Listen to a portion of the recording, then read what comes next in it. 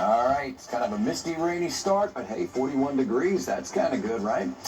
When Republicans take control of Washington in January, they say it's back to the office for those federal workers. Washington correspondent Maddie Beirtempfel has more on the push to resume in-person work and the challenges that could face in court.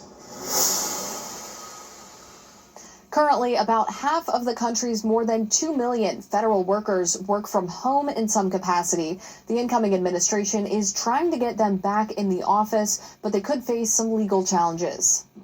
Empty office buildings in the nation's capital, some lawmakers say, should be a thing of the past. The federal government pays for too much square footage for office space. Kentucky Republican Congressman James Comer says a lack of in-person work hurts government services. If you're a senior with trouble with Social Security, it's almost impossible to get someone on the phone. The Social Security Administration recently signed a contract to extend remote work protections until 2029. Comer and President-elect Donald Trump say that needs to end. I will order federal workers to get back to the office in person or be terminated from the job immediately.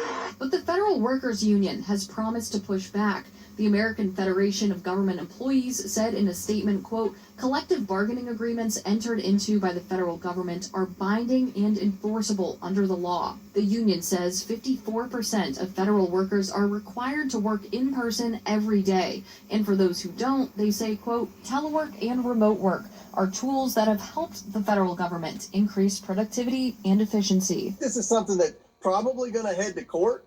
The Federal Workers Union says it'll be ready to enforce their contracts if the incoming Trump administration doesn't honor them. In Washington, I'm Maddie Beirtempfel.